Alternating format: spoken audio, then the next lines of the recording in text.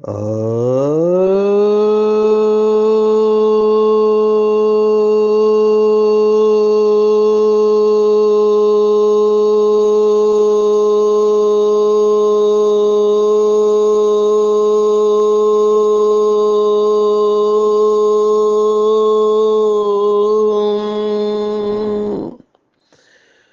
शांति।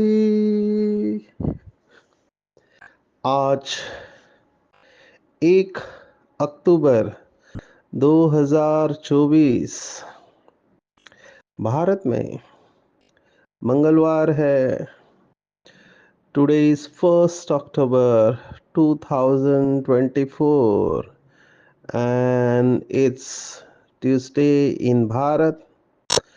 आज की मुरली का जादुई रहस्य स्वयं को प्रेरणा देने के लिए Magical secrets of today's Murli for motivating the self। एक एक स्थान पर बाबा के सचमुच में ऐसे लाल छिपे हुए हैं।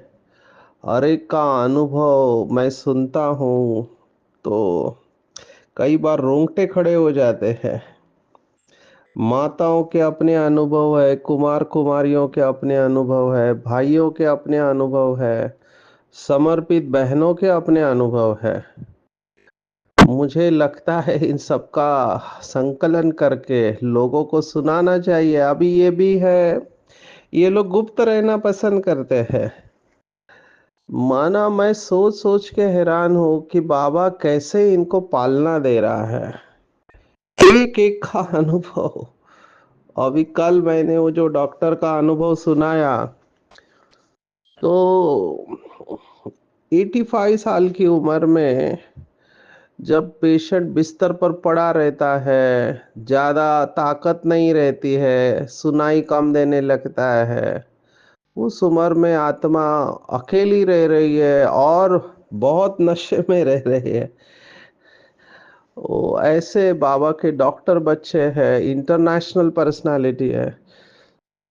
गोवा में आपने उनका नाम सुना होगा शायद, डॉक्टर रे भट्ट, हसमुख राय भट्ट। उनका भी अनुभव मैं सुन के हैरान हूँ कैसे अ, अफ्रीका से लंदन गए, वहाँ 1958 में पढ़ाई किया। मैं उनका पूरा हिस्ट्री सुन रहा था कैसे उन्होंने पीएचडी 92 में पीएचडी किया, कहाँ 1958 में डिग्री लेकर। क्लिनिकल मेडिसिन ये सब्जेक्ट कट टफ होता है, उसमें पीएचडी नहीं देते थे तो उनको पहली पीएचडी मिली। और फिर वो विक्टोरिया रानी की बातें सुना रहे थे कि कैसे क्या क्या, अभी सब बातें तो मैं यहाँ सुना नहीं सकता हूँ। तो एक एक के अनुभव में सुन के हैरान होता हूँ कि बाबा कैसे इनको पालना दे रहा है। अभी मैं इस समय पिछले 2 दिन से छत्तीसगढ़ में हूँ। यहाँ पर छत्तीसगढ़ में 32 डिस्ट्रिक्ट है और रायपुर उसकी कैपिटल है। तो रायपुर में एयरपोर्ट है, वहाँ से दुर्ग करके, आपने अगर भिलाई स्टील प्लांट सुना है, भारत का नंबर 1 प्लांट, वो दुर्ग में ही आता है। तो भिलाई से थोड़ा आगे, माना रायपुर से 1.5 घंटे पे है। बाबा का इतना अच्छा रिट्रीट सेंटर है, मुझे कई बार लगता है आप सबको फोटो भेजूं सेवा के, लेकिन फिर टू मच हो जाता है मीडिया। लेकिन ये अनुभव करने जैसा है कि कैसे बाबा के बच्चे सेवा कर रहे अथक होके। तो कल यहाँ, अभी मैं ये रिकॉर्डिंग 1 तारीख की मंगलवार की रविवार को कर रहा हूँ क्योंकि फिर फुल बिजी है, टाइम नहीं मिलेगा, फ्लाइट में होंगे। तो 2000 बच्चे, उसमें 1500 बच्चे आ रहे हैं, माना 1100 स्कूल के और 400 कॉलेज के, क्योंकि ऑडिटोरियम की कैपेसिटी 2500 है। और सभी अधिकारी आ रहे, कलेक्टर आ रहे हैं, फिर एमएलए एमपी आ रहे हैं, सेक्रेटरीज आ रहे हैं। अभी सभी एडिक्शन सेंटर्स वाले आ रहे हैं। तो मैं सोच रहा था कि कोई बाबा का बच्चा अनुभव सुनाए, क्योंकि मैं जब नशे के ऊपर बोलता हूँ तो लोग मुझे कहते हैं आपने कुछ किया है क्या नशा, आपको क्या अनुभव है। तो बात तो ठीक है, हमने तो दिमाग से समझा है, पर बाबा के बच्चे ऐसे हैं जो बहुत नशा करने वाला एक भाई, अभी उसका मैं अनुभव सुना तो मेरे रोंगटे खड़े हो गए। ऐसा नशे में धुत पड़ा रहता था, मैं नाम नहीं बता सकता हूँ, और उसने ऐसा अनुभव सुनाया जो मैं वंडर खा गया कि क्या क्या बाबा के बच्चे अंतिम जन्म में। मैंने आज तक ऐसा एक भी व्यक्ति देखा नहीं था, पहला व्यक्ति देखा हूँ। मैंने सुना था कि उड़ीसा में कुछ लोग हैं जो ऐसी चीजें खाते हैं। इस बाबा के बच्चे ने बचपन में चूहा खाया है, चूहा मार के उसका मांस खाया है। बाद में शराब पीना, तो शराब में तो पड़े ही रहते थे, फिर सिगरेट के 5-6 पैकेट पीते थे और रात को मुंह में वो तंबाकू गुटखा चबा के वैसे ही सो जाते थे, सुबह थूकते थे। ऐसा अब ये 40 साल हो गया, उन्होंने सब छोड़ दिया, प्रदर्शनी में गए और देखो दीदी का एक वाक्य कि देवता ये अमृत पीते हैं और असुर मदिरा मांस खाते हैं।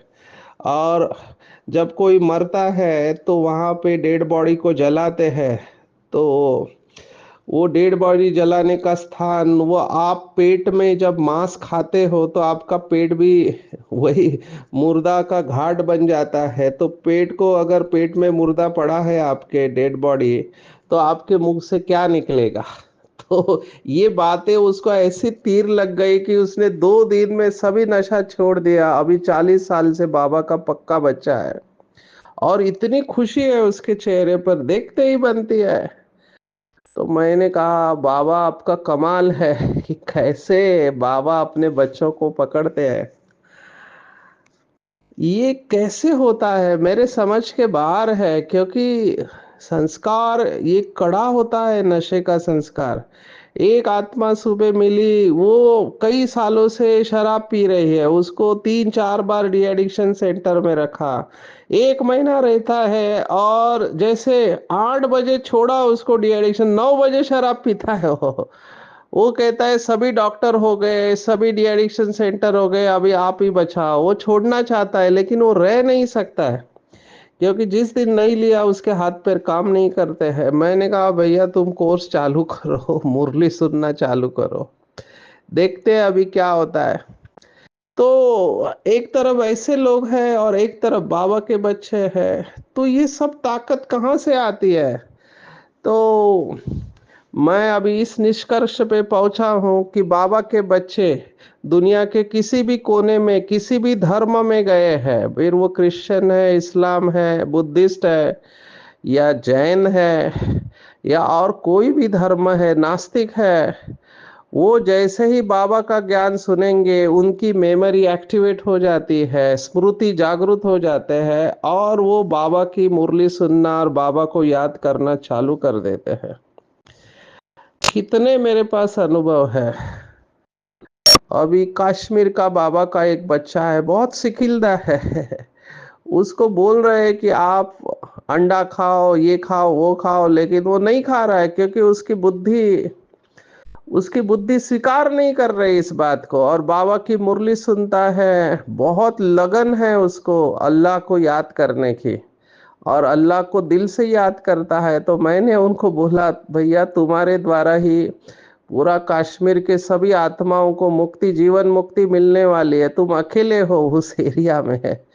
तो सोचो बाबा के बच्चे कहाँ कहाँ हैं, पाकिस्तान में है, चाइना में है, जहां पर आप ओपनली कुछ नहीं कर सकते, वहां पे बाबा के बच्चे सेवा कर रहे हैं। तो मुझे सचमुच में वंडर लगता है कि कैसे बाबा इन सबको पूरे विश्व में, कोई अमेरिका है, कोई कनाडा है, अभी एक भाई ऑस्ट्रेलिया में है, वो ट्रक चलाते समय मुरली रहस्य सुनता है, उसको भी बहुत प्रेरणा आई, गया भारत से है उधर, लेकिन उनको प्रेरणा मिल रही है। तो मैं सोच रहा हूँ बाबा कैसे इन सबको पकड़ के रखा हुआ है, अपने प्यार की डोरी में बांध के रखा है, अभी बगैर प्राप्ति के आप इसमें चल नहीं सकते हो।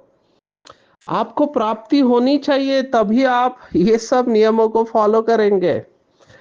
तो परमात्मा, गॉड, अल्लाह, ईश्वर, शिव बाबा अपने बच्चों को बराबर ढूंढ के निकालता है और उनको शक्तिशाली बना रहा है। और जितने भी मनुष्य आत्माएं इस समय है, 800 करोड़ के ऊपर हो गई है, हर एक के लिए बाबा के पास प्लान है, हर एक के लिए। और सबको मुक्ति देने के लिए बाबा ने तैयारी करके रखा हुआ है। हर स्थान पर कोई ना कोई है। हमारे एक डॉक्टर थे, उनका शरीर छूट गया, तो यहाँ केरला से नजदीक एक माले करके कंट्री है, माले, अगर आपने सुना हो। तो वो वहां पर जाके अकेले रहते थे। अभी वहां पे वो समुंदर किनारे बैठ के मुरलियों को ट्रांसलेट करते थे तमिल में, क्योंकि वो तमिलियन है। और ट्रांसलेट करके मुरली के ऊपर चिंतन करते और सभी को योग करते थे। बहुत पावरफुल, उन्होंने मुरली के ऊपर रिसर्च करके सभी टॉपिक क्लासिफाइड करके सीडी में तैयार करके दादी जानकी को दिया था, मुझे भी दिया था। बहुत साल पहले की बात आपको सुना रहा हूँ। तो ऐसे आइलैंड पे भी बाबा के बच्चे पहुंच गए हैं। तो इससे ये बात तो स्पष्ट पता चलती है कि विश्व परिवर्तन का कार्य बाबा कैसे भी कराएगा। अभी हमको क्या करना है, हम तो जैसे अभी मैं मुंबई से हूँ, फाइनेंशियल कैपिटल ऑफ इंडिया, बहुत एडवांस है। जब गांव में जाते हैं तो पता चलता है कि हमको बाबा ने कितना सुख में रखा हुआ है। गांव वालों को कितनी तकलीफ होती है, कितना मेहनत करना होता है, साधन नहीं होते हैं गांव में। लेकिन फिर भी बाबा के बच्चे, बाबा का एक बच्चा ऐसा डॉक्टर, मैंने शायद पहले सुनाया, वो महाराष्ट्र में गढ़चिरौली करके डिस्ट्रिक्ट है। अभी आपने सुना है कि नहीं पता, आप थोड़ा गूगल पे सर्फ करो। तो गढ़चिरौली को महाराष्ट्र में पनिशमेंट समझते हैं, माना कोई भी गवर्नमेंट अथॉरिटी का ट्रांसफर करना है तो गढ़चिरौली में करते, क्योंकि वहाँ ज़्यादा डेवलपमेंट नहीं हुआ, आदिवासी इलाका है। और वहाँ सबसे बड़ा ये है कि वहाँ नक्सलाइट है। अभी ये बाबा का बच्चा डॉक्टर है गवर्नमेंट सेंटर में, मेडिकल ऑफिसर, तो ये नक्सलाइट्स की भी सेवा कर रहा है वहां पे। आप सोचो क्या लगन होगी इस आत्मा में, क्योंकि उनके पास जाने से लोग डरते हैं। वो कभी क्या करेंगे आपको पता नहीं। उनको अगर आपके ऊपर डाउट आया कि आप गवर्नमेंट के खबरी बन गए हो, तो सीधा बंदूक से उड़ा देते हैं। ऐसी घटनाएं भी हुई है। तो ऐसे लोगों की सेवा करने बाबा के बच्चे पहुंच गए। माना नक्सलाइट को भी इन्होंने संदेश दिया है। मैंने उनको पूछा तो कहते वो भी तो इंसान है बाबा के ही बच्चे, तो उसमें भी बाबा का परिचय जा रहा है। तो ये सोचने जैसी बात है कि जैसे वो टेररिस्ट होते हैं, और एक अंग्रेजी शब्द है, आप में से जो पढ़े लिखे समझ सकते हैं, उसको कहते हैं स्लीपर सेल्स। तो टेररिस्ट क्या करते हैं कि कुछ लोगों को शहरों में अलग अलग भेजा हुआ है और वो अपना काम करते रहते हैं, एंटी नेशनल एक्टिविटी, देश के विरोध में। ऐसे ही बाबा ने भी अपने सभी फरिश्ते चारों तरफ विश्व में छोड़े हुए हैं, जिनका काम है सभी आत्माओं को मुक्ति, जीवन मुक्ति का अनुभव कराना। तो मुझे तो पूरा विश्वास है, निश्चय एकदम पक्का है कि ये सब होने वाला है। अभी उसमें मेरा रोल क्या है, तो आज की मुरली के ऊपर आते हैं कि मेरा रोल है देही अभिमानी बनने की प्रैक्टिस करना, क्योंकि इसके बगैर हम पुण्य आत्मा नहीं बन सकते। दो शब्द है भक्ति मार्ग के, एक पुण्य आत्मा और एक पाप आत्मा। पाप आत्मा माना जो गलत काम करने वाला, पुण्य माना श्रेष्ठ कर्म।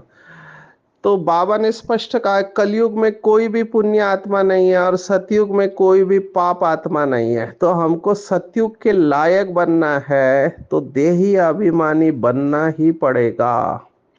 ये देही अभिमानी भी कई लोगों को समझ में नहीं आता है, तो थोड़ा इसका स्पष्टीकरण देते। एक है बॉडी कॉन्शियसनेस, देह का अभिमान। अभी ये बहुत बड़ा सब्जेक्ट है, बेसिक है। अभिमान अंग्रेजी का शब्द है ईगो। तो अपना अभिमान होता है, कई लोगों को अपने शरीर का भी अभिमान होता है कि मैं खूबसूरत हूँ, मेरा स्किन कलर गोरा है, या मैं बहुत पढ़ा लिखा हूँ। किसी को अपने पोस्ट पोजीशन का अभिमान होता है, पढ़ाई का अभिमान होता है, सुंदरता का अभिमान होता है। फिर ज्ञानी तो आत्माओं में विशेषताओं का अभिमान होता है कि मैं भाषण अच्छा कर सकता हूँ, मेरे जैसे मुरली कोई चला नहीं सकता है। ये सब अभिमान जब आएंगे तो फिर आत्मा के गुण कैसे एक्टिवेट होंगे? आत्मा के गुण अगर एक्टिवेट करने हैं तो देही अभिमानी बनना पड़ेगा। माना देही अभिमानी का अर्थ है कि आत्मा के जो सातों के सातों गुण हैं वो ऑल द टाइम इमर्ज रहे, तब उसको कहते हैं देही अभिमानी। एक है आत्मा का भान और एक है आत्मा का अभिमान। जैसे देह का भान और देह का अभिमान, तो देह का भान स्थूल होता है, अभिमान सूक्ष्म होता है। ऐसे ही आत्मा का भान स्थूल है कि मैं आत्मा हूं, लेकिन कौन सी आत्मा? जैसे संडे के मुरली में आया था कि मैं कौन की पहेली को सॉल्व करो, तो जितना आप आगे जाएंगे हम सबको इंट्यूटिवली माना अंदर से पता चलेगा कि मैं कौन हूं। जैसे कंपनी में मैंने पहले भी सुना है, मैनेजमेंट में जो बाबा के पढ़े लिखे बच्चे हैं, जो मैनेजर है, नबो पोस्ट पे काम कर रहे हैं या कर चुके हैं, पास्ट में डायरेक्टर रहे हैं, तो उनको पता है कि हम एक एनालिसिस करते हैं, विश्लेषण, जिसको स्वॉट एनालिसिस कहते हैं। स्वॉट अंग्रेजी का शब्द है, SWOT। इसका मतलब है strength, weakness, opportunities and threat. माना मेरा बल स्थान क्या है, मेरी विशेषता क्या है, मेरी कमजोरी क्या है, मुझे कौन सी अपॉर्चुनिटीज है और मेरे लिए खतरा क्या होगा, ये देखो कंपनी वाले करते हैं। वो भी एक प्रकार का आध्यात्मिक चिंतन ही है, लेकिन वो बिजनेस के लिए इसको यूज करते हैं और हम इसको स्व उन्नति के लिए यूज कर है। तो आगे चलकर हर एक बाबा के बच्चों को ये पता चलेगा कि मैं कौन हूँ, कौन सी आत्मा हूँ। माना ड्रामा में मेरा रोल कौन सा है। या आज की दूसरी पॉइंट है, जो पॉइंट जितना पक्का होगा उतना हम अचल अडोल रहेंगे कि मेरा ड्रामा में रोल क्या है। बाबा ने आज कहा कि ये नाटक बड़ा वंडरफुल बना हुआ है और इसमें हर एक्टर का अविनाशी पार्ट नूंदा हुआ है। अभी जैसे डिस्टर्ब हो जाते हैं, आज बाबा ने कहा कि जो डिससर्विस करते हैं वो बाबा के दिल पर चढ़ नहीं सकते हैं।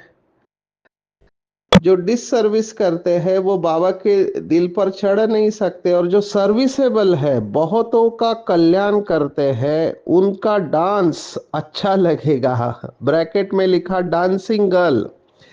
अभी मैं बहुत सारे प्रोग्राम करता, और प्रोग्राम के पहले कोई ना कोई बहन आके बाबा के गीतों के ऊपर डांस करते हैं। वो मैंने एक ही स्थान देखा जहां पर बहन नहीं लेकिन कुमार डांस कर रहा है। इतने सालों में मैंने देखा हर जगह पे बहनें ही डांस करती है, लेकिन अभी मैं कहाँ पंजाब में गया था, तो उस पंजाब में एक बाबा का सिख बच्चा फेटा लगा के, वो टर्बन पगड़ी पहन के, उसने बहुत अच्छा डांस किया। सब प्रोग्राम में वही गीत बजता था, मुझे उसके बोल याद नहीं है।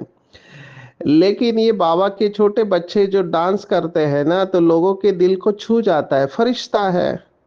तो बाबा ने कहा कि ऐसे जो डांस करते हैं, माना प्रोग्राम के पहले वाला डांस नहीं, बाबा का शब्द है ज्ञान डांस। तो ज्ञान डांस जो करते हैं या अपने गुणों के द्वारा जो डांस करते हैं, तो वो बहुतों का कल्याण करते हैं, तो उनका डांस बाबा को अच्छा लगता है, नजर उन पर जाएगी। जैसे कोई डांस करने वाले के ऊपर सबकी नजर जाते हैं, तो फिर बाबा नंबर देंगे, नंबर 1, नंबर 2, नंबर 3, और दिल पर भी वही चढ़ेंगे। अभी एक एक आत्मा ऐसे ही डिस्टर्ब हो गई, मैंने उनको बहुत समझाने की कोशिश करी, तुम मत करो ऐसे, तुम क्यों करते हो, नाम खराब हो रहा है। तो बोला नहीं, मेरा ड्रामा में ये पार्ट है कि जो गलती करता है उसको सजा देना। मैंने कहा ये किसने कहा? बोला नहीं, मुझे पता चल गया कि मेरा काम है दूसरों को सजा देना। अब ये है मनमत।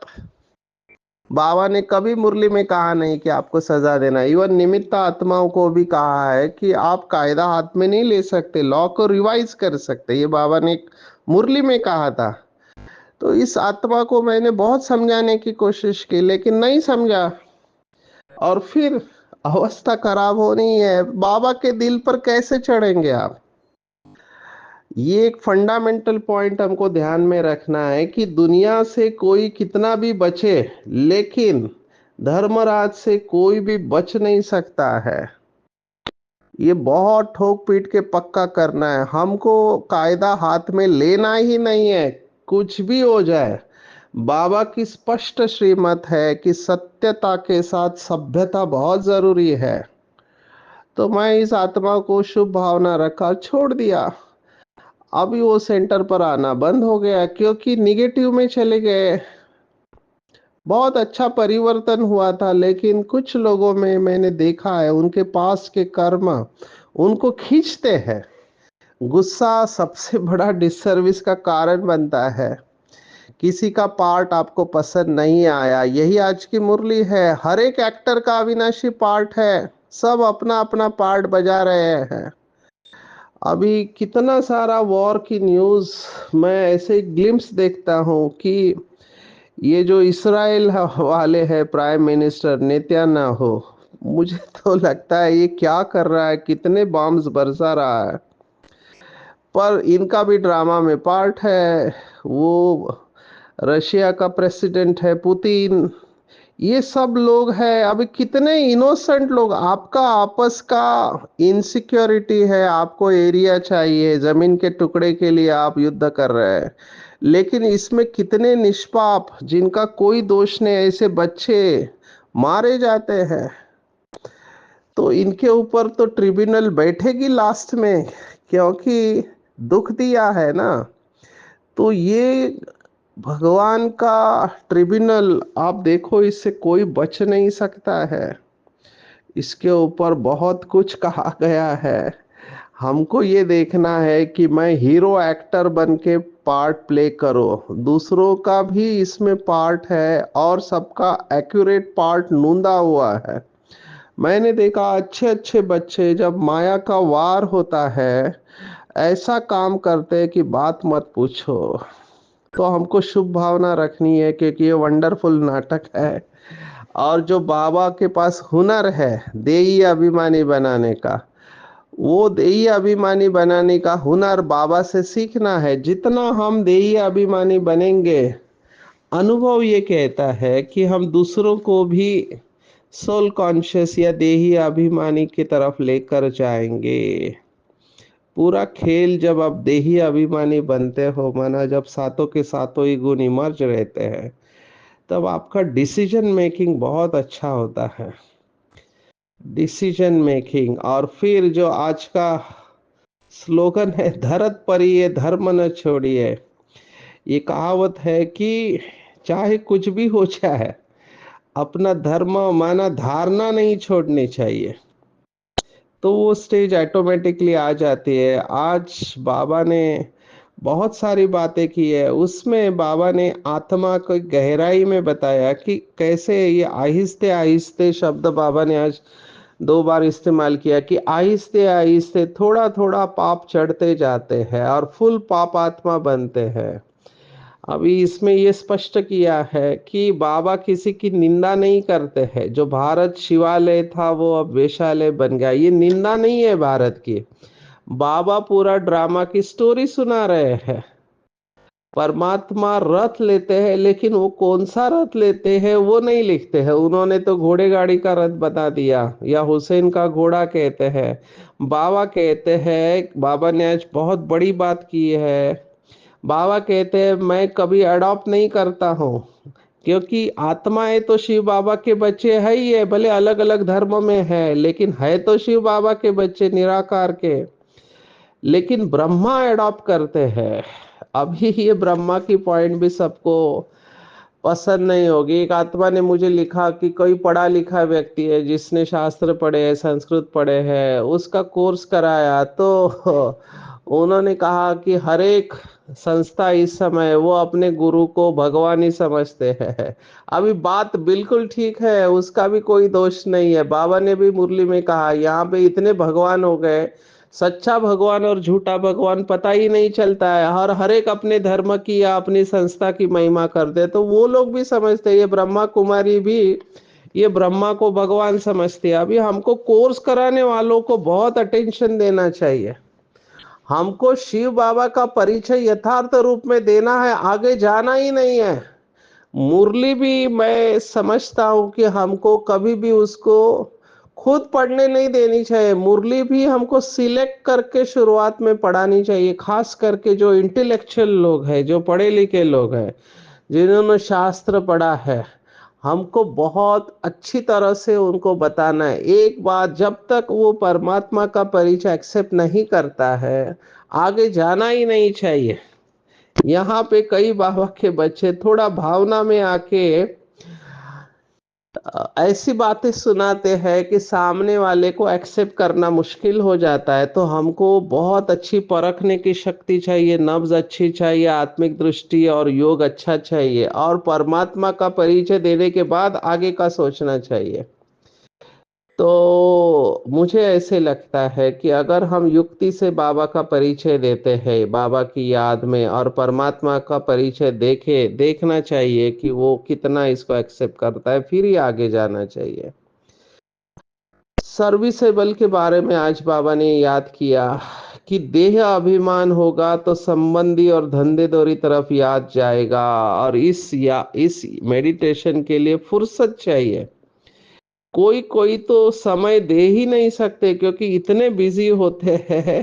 तो यार याद की यात्रा कैसे करेंगे? बाबा ने ये प्रश्न पूछा है कि पूरे कल्प की कमाई है और आप कहते बहुत बिजी है। हमारी दादी कहते कितने भी बिजी क्यों ना हो, आप पानी पीने के लिए समय तो निकालेंगे, भोजन। तो जैसे अभी बाबा के कई योगी बच्चे हैं, उन्होंने क्या किया कि मेरा स्नान करने का समय योग का समय है, मैं टॉयलेट में जाता हूँ, वो मेरा योग का समय है।